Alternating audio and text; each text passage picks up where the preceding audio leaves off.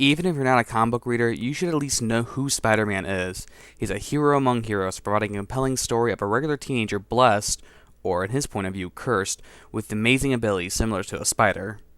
Meet Peter Parker, an everyday science whiz kid who happens to be his high school's punching bag. Girls don't give him the time of day, and the jocks pick him on a daily basis, and his idea of a fun time consists of attending a science experiment involving radiation. Unbeknown to young Parker, a small spider gets in the way of the experiment and is infused with radiation. The irradiated arachnid then makes its way to Peter, biting him, which gives him his spider powers.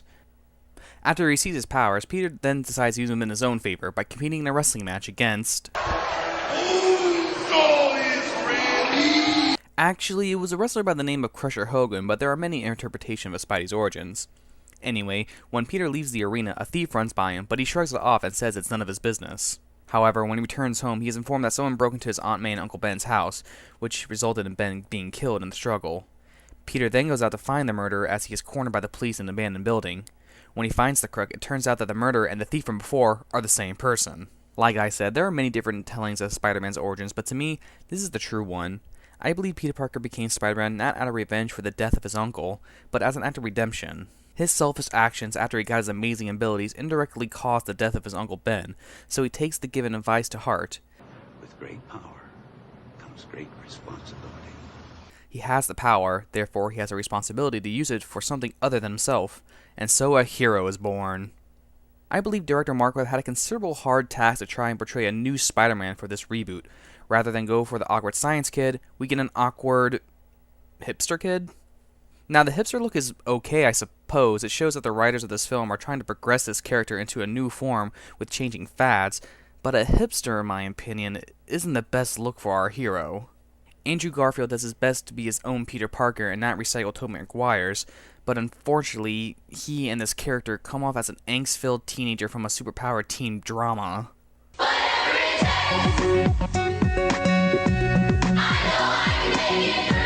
The other performances from the rest of the cast do an alright job. Martin Sheen as Uncle Ben seems a tad wasted, seeing as he's a pretty big name in Hollywood and we know the fate of this character. Sally Fields as Aunt May is very good playing a strict but loving parental figure, outdoing Rosemary Harris, who played the role from the original movie and its sequels. Rhys Ifan plays our Spidey villain, Dr. Kirk Connors, aka the Lizard, and does an alright job, but this character really left no impact to the movie overall. The only performance I can say that really stood out for me is Emma Stone, who plays Peter Parker's first girlfriend, Gwen Stacy. Stone plays the character to what I feel is genuine to the original comic, a compassionate and loving female counterpart for Peter to have a true relationship with. However, I feel like she would have been better suited as Mary Jane Watson, not Peter's first love, but one that's the most memorable.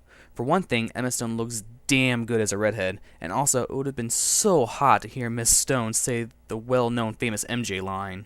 Face it, Tiger. You just hit the jackpot. Oh yeah, that would have been great. Anyway, the acting, while nothing spectacular, maybe because how poorly they're written, and believe me, some of them are pretty bad, can possibly keep you entertained for about 2.5 hours. Another thing I take issue with is the coincidental nature of the film, which was first pointed out by Bob Chipman of Escape to the Movies. When he pointed out the just-so-happen repetitiveness of certain plot details, like Peter Parker's father being a famous scientist who worked with Dr. Connors, also known as the Lizard, and both were working on the type of research would later give Peter's powers, and all this happens under the Industrious Oscorp, which is funded by Norman Osborn, a notable Spider-Man villain. All this ruins any chance to make the audience go, aha, or have any sort of plot twist to happen. If you want to have a mystery involving Peter's parents, that's all well and fine, but don't make it the entire story. Now, I've been harping on the story for quite a bit, and it may seem like this movie was a bad experience for me, but I assure you, it wasn't. The visuals were what made this movie outstanding. Huge sights when Spider-Man web slings all over the city, and great fight scenes with the Lizard. Even though he does look a lot like Killer Croc from the Batman animated series.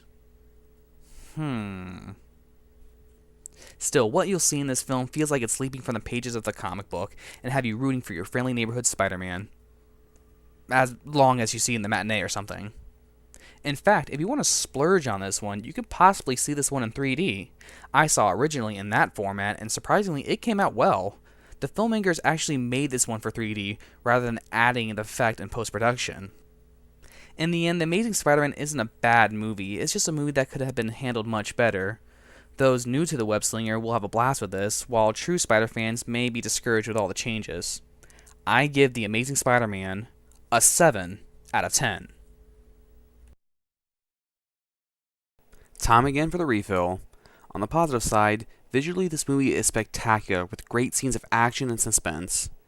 If you want to spend that extra dollar for 3D, try it out, but if not, a 2D matinee show is your best bet. On the negative side, acting here is not the best, and everything comes off as some sort of teen drama with superpowers, and not a superhero movie, and believe me, there is a difference. Writing for the story comes off poorly as everything seems like one big coincidence rather than a random act of chance, and some key points about Spider-Man are fundamentally different to what we're used to, which could upset some. Well, that's going to do for me once again. I'm the Popcorn Jockey, and The Amazing Spider-Man is what's playing. Spider-Man, friendly neighborhood Spider-Man, wealth and fame, he's ignored, action is his reward to him. Life is a great big day, wherever there's a hang, you'll find the Spider-Man.